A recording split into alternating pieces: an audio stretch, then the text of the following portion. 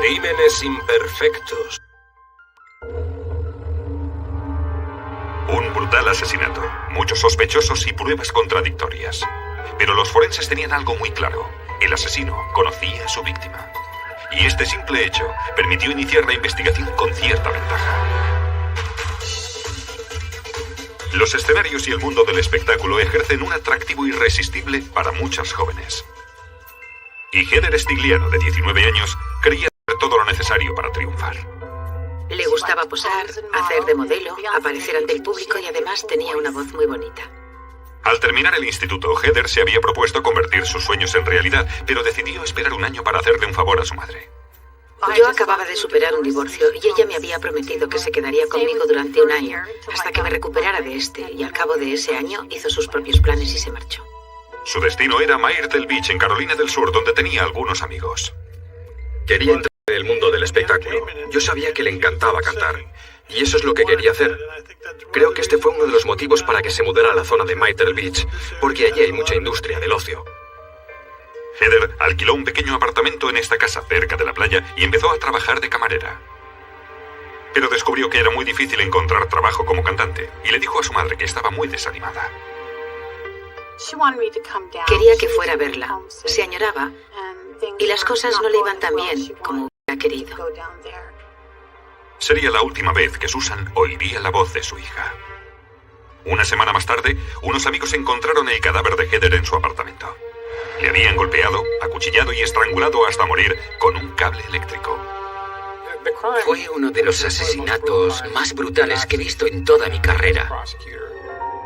Junto al cadáver de Heather, la policía encontró trozos de plástico roto. Encontramos unos trocitos, unas partículas de plástico negro, algunas sobre su cuerpo, otras desperdigadas por toda la habitación y junto al cadáver, que no pudimos identificar. No había indicios de que hubieran forzado la puerta de entrada, pero el motivo parecía ser el robo. Habían desaparecido la cartera, la cámara de 35 milímetros, el televisor y el coche de Heather.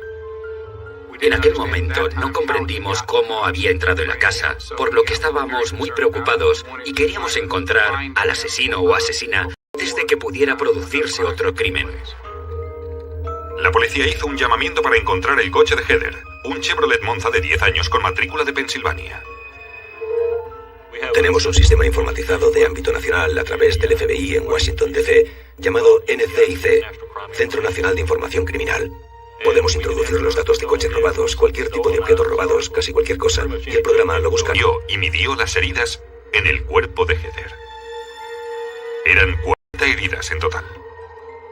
Dibujé diagramas, hice fotos, calqué las heridas con acetato, cubriendo el cuerpo con una hoja de acetato y calcando las heridas. Todo eso se guardó como pruebas. A juzgar por el grado de descomposición del cadáver, el Dr. Downs calculó que Heather llevaba cerca de una semana muerta. Varias heridas de cuchillo habían sido asestadas después de la muerte y había recibido algunas heridas en sus últimos momentos de vida. Era obvio que habían intervenido 3 formas distintas de agresión, porque también tenía un cable eléctrico alrededor del cuello. El forense también encontró una huella ensangrentada de un zapato en la camiseta de Heather. Y lo que parecían cuchilladas en el cuello. Ambos detalles indicaban que el asesino había intentado inmovilizarla.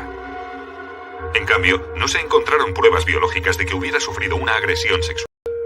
Una de las cosas que intentas hacer como médico forense es contar la historia lo mejor que puedas, contar lo que le ha sucedido a esta persona. En un caso como este, el de una chica joven que ha sufrido un ataque tan salvaje, estás muy ansioso por contestar a todas las preguntas.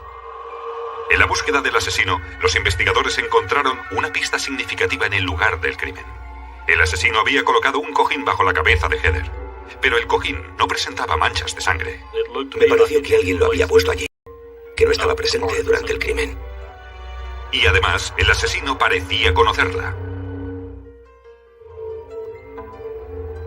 En el lugar del crimen, los investigadores descubrieron varias pistas sobre la identidad del asesino de Heather Stigliano. Las pistas indicaban que el asesino había intentado limpiar el apartamento después de su crimen. Había varias zonas con manchas de sangre, pero era obvio que alguien había intentado limpiar cantidad de sangre, quitar cantidad de manchas, cosas así. policía científica aplicó un producto químico llamado negro amido al suelo del cuarto de baño y la cocina. Con este producto químico se produciría una reacción con la sangre seca presente en el lugar del crimen. Pruebas como huellas de zapatos, las que eran parcialmente visibles y otras que no se podían ver en absoluto. Pocos segundos después de su aplicación, aparecieron múltiples huellas de zapatos. De un calzado deportivo de la talla 45. Exactamente iguales a la encontrada en la camiseta de Heather. ¿Sabes qué son las huellas del culpable? Cuando encuentras pruebas de este tipo, te sientes animado. Ha sido un buen día. En la búsqueda de sospechosos, los investigadores hablaron con los amigos de Heather, colegas de su trabajo y conocidos. Cualquier cosa donde hubiera buena energía. La policía descubrió que Heather tenía un exnovio, Jack Norton, un piloto militar estacionado en la cercana base aérea de Pope. Heather tenía problemas y quería volver con él. No sabemos si se habían reconciliado, ni si se produjo algún altercado doméstico, alguna discusión, alguna pelea. Los investigadores preguntaron a los mandos militares dónde estuvo destinado Norton la semana del asesinato. Descubrimos durante nuestra visita que había formado parte de un despliegue que no estaba en la zona en el momento de su muerte. Norton estuvo en Arabia Saudita durante aquella semana y fue por lo tanto borrado de la lista de sospechosos. Luego, los familiares de Heather contaron a la policía que la chica había tenido un problema con un hombre durante una fiesta de Halloween, días antes de su asesinato. Heather había afirmado que un capitán de las fuerzas aéreas llamado Robert Dolan la había atacado sexualmente en la fiesta.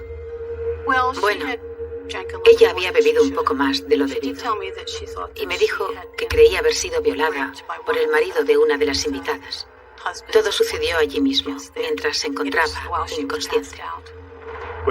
Creo que llevaba 17 años en las fuerzas aéreas y creo que tenía 3 hijos. Este podía haber sido el móvil. El miedo de que ese incidente arruinara su carrera. Eso seguro. La esposa del capitán Dolan, Carol, también se convirtió en sospechosa. Pensamos que quizá Carol se había enterado de que Heather pensaba denunciarlo a la policía, contar que su marido la había violado. Y por supuesto, esto nos dio más motivos para sospechar de Carol, como autora directa del homicidio, o como inductora, a Robert, o como coautora junto a él. Pero Heather no lo denunció nunca a la policía. Al ser interrogados, el capitán Dolan y su mujer cooperaron plenamente con la investigación y proporcionaron sus huellas dactilares para que fueran analizadas. Comparé sus huellas dactilares con las huellas latentes encontradas en el lugar del crimen, y ninguna de ellas encajaba. No podíamos afirmar que no lo hubiera hecho, pero no hay nada que indicara que sí lo había hecho. Luego, los investigadores identificaron un cuarto sospechoso. Chris Harkins era un amigo de Heather que se quedaba en su apartamento cuando ella iba a Myrtle Beach para ocuparse de algún asunto. Tras hablar con Chris, pudimos establecer que solo eran amigos, que no existía ningún contacto sexual ni nada parecido entre ellos. Y Harkins tenía una coartada. Y estaba en Lexington, Carolina del Sur, a 250 kilómetros de distancia, la semana del asesinato de Heather. Entonces, los investigadores recibieron la inesperada llamada de un anticuario de Police Island, Carolina del Sur, a 40 kilómetros de distancia. Junto con su mujer se habían enterado del asesinato de Heather por la prensa y tenían cierta información que quizá pudiera ayudar a la policía. Un caballero había entrado en su establecimiento. Parecía haber participado en una pelea y estaba intentando vender una cámara. La cámara era de la misma marca y modelo que la que había desaparecido del apartamento de Heather. Su comportamiento les había parecido muy sospechoso desde el primer momento. Incluso se exasperó cuando le dijeron que no les interesaba. Les dijo que solo quería algo de dinero. El anticuario describió al hombre como blanco, treintañero, de cabello oscuro. Tuvo la presencia de ánimo de escribir el número de la matrícula del coche en su vaso de café. Estaba registrado a nombre de Heather Stigliano, nuestra víctima. Fue un momento de euforia. Un perfecto sospechoso de primera.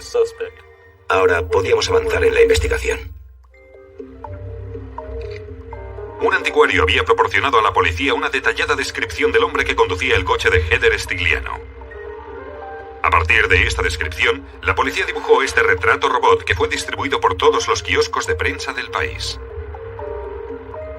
Gracias a ello, los empleados de una empresa de construcción de Myrtle Beach declararon a la policía que conocían al sospechoso. Dije, voy un individuo llamado James Whipple trabajando aquí, pero se marchó de repente, ni llamó, ni nos avisó de que se marchaba. Hace ya una semana que se ha ido, lo cual concordaba hasta cierto punto con la cronología de los hechos. James Whipple, de 38 años, tenía antecedentes policiales en 4 estados distintos. Había cometido varios robos, atracos, uso no autorizado de un vehículo, pequeños hurtos. Incluso se había resistido a las autoridades en un par de ocasiones. 6 días más tarde, la policía encontró a Whipple en Melbourne, Florida, al volante del coche de Heather Stigliano. Yo estaba pletórico. En un solo día habíamos conseguido 2 elementos importantes: un sospechoso y un coche. ¿Pero qué relación podía tener Whipple con Heather Stigliano? Los investigadores descubrieron que Whipple conocía al amigo de Heather, Chris Harkins, porque habían trabajado juntos en cierta ocasión. Pero de momento era la única conexión que pudimos encontrar entre Whipple y Heather. Se habían visto brevemente en una ocasión, y él se había marchado con Chris. No había otra conexión entre Whipple y Heather. Pero en el coche de Heather había un verdadero tesoro. Encontré mucho más de lo que esperaba. Examiné el vehículo mediante un metódico proceso desde afuera hacia adentro. Bajo el asiento delantero, los investigadores encontraron un cuchillo dentado y doblado, una plancha rota, un par de zapatillas deportivas de hombre. Con el cuchillo dentado, observé la separación entre los dientes del cuchillo, los puntitos de los dientes del cuchillo, y observé que se repetían a intervalos regulares, a intervalos repetidos. Luego el Dr. Downs comparó el tamaño de las dentaduras con las marcas del cuchillo en la piel de Heather. Y eran iguales. Comparé un grupo de abrasiones en un lado del cuello, de apenas 1 centímetro, con el cuchillo en posesión del sospechoso del asesinato. El Dr. Downs también comparó la plancha encontrada en el coche con las heridas en el cuerpo de Heather, y llegó a la conclusión de que la plancha también había sido utilizada en el crimen. A continuación, Steve Derrick quería saber si los trocitos de plástico negro encontrados en el lugar del crimen procedían de esta plancha. Aquello se convirtió entonces en un rompecabezas. Después de tenerlo todo documentado fotográficamente, había que pegar los trocitos de plástico. Tras algunos errores iniciales, Derrick descubrió que las piezas encajaban perfectamente. Las piezas del lugar del crimen y la plancha en el coche relacionaron a Whipple con el asesinato.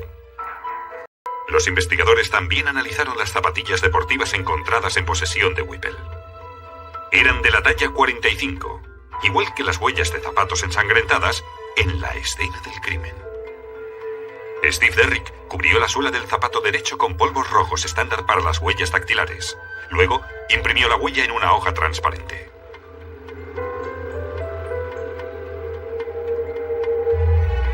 El tamaño y el motivo de la suela eran iguales. Todavía más importante, las zonas desgastadas, conocidas como características accidentales, eran prácticamente idénticas. Había varios pequeños cortes y zonas desgastadas en la parte frontal de la suela que correspondían a la huella ensangrentada del cuarto de baño. Era la zapatilla derecha que le habíamos quitado a Whipple. No podía ser otra. Derrick también llegó a la conclusión de que era el mismo zapato que había dejado su huella en la camiseta de Heather. El dibujo de la suela de los zapatos de Whipple encajaba con esta huella ensangrentada en la camiseta. Y los análisis demostraron que la ropa encontrada en el coche estaba manchada con la sangre de Heather. Lo comprobaron, estableciendo primero el tipo de sangre que encajaba con el de ella, y luego viendo si contenía las mismas enzimas que la sangre de Heather. James Whipple confesó en el primer interrogatorio policial. Esa mierda te hace eso. Os lo digo en serio, te vuelve loco. Tienes que encontrar dinero, tienes que conseguir droga, sea como sea. Dijo, la he matado. Y me merezco la pena de muerte por lo que le hice a esta chica. James Whipple declaró a la policía que había perdido el control de su vida por culpa de su adicción a la cocaína crack y que la necesidad de dinero para mantener su consumo le había empujado a cometer el asesinato. Los familiares y amigos de la víctima no podrán vivir en paz hasta que se haya hecho justicia y puedan así dejarlo todo atrás, intentar seguir con sus vidas.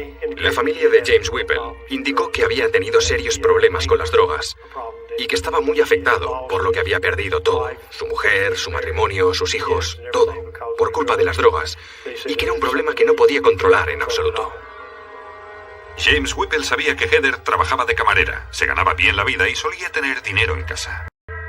Whipple sabía que ella trabajaba en un restaurante, que cobraba buenas propinas casi cada noche.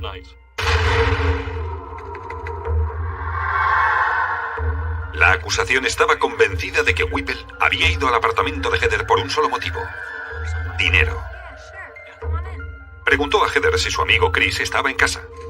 Seguramente era una artimaña para saber si ella se encontraba sola en casa. Heather le dijo que tenía el teléfono de Chris y le dejó entrar. Desesperado por conseguir dinero y bajo el efecto de la droga, Whipple atacó. Golpeó a la chica con la plancha, que se rompió.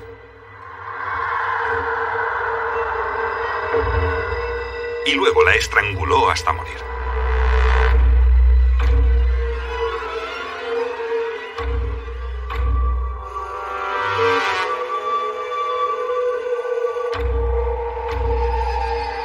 Whipple cogió el dinero y todos los aparatos domésticos que creyó poder vender. También se llevó el coche. Al día siguiente, según su declaración, Whipple regresó al apartamento de Heather para limpiarlo. Frotó sus huellas dactilares e intentó eliminar tanta sangre como pudo.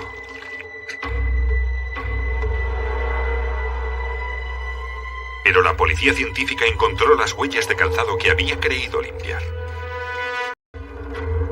Antes de marcharse, Whipple colocó el cojín bajo la cabeza de Heather, señal de que la conocía. También cogió la plancha y el cuchillo que más tarde se encontraron en su posesión.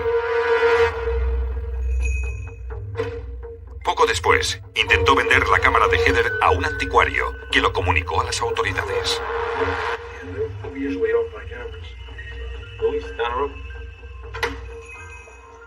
Dijimos al jurado que la policía y el juez permitiría que se presentaran estas confesiones porque todas ellas se habían realizado debidamente, pero también había hablado con periodistas, había hablado con funcionarios de prisiones, había escrito cartas contando a todo el mundo que había cometido ese terrible asesinato.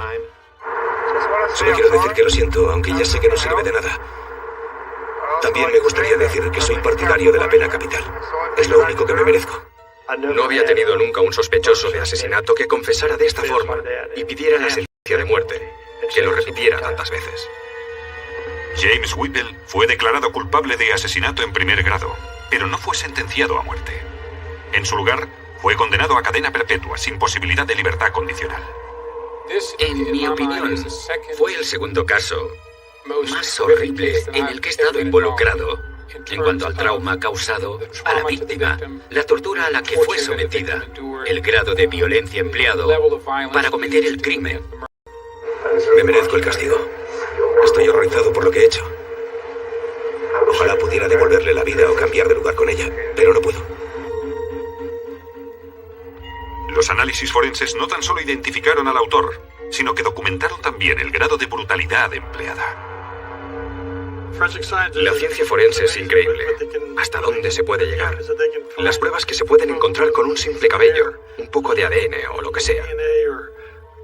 Pero no me sorprende en absoluto. Para mí es importante. En esto consiste la ciencia forense, en contestar preguntas que ni siquiera se han planteado todavía. Cada vez que puedo cerrar un caso y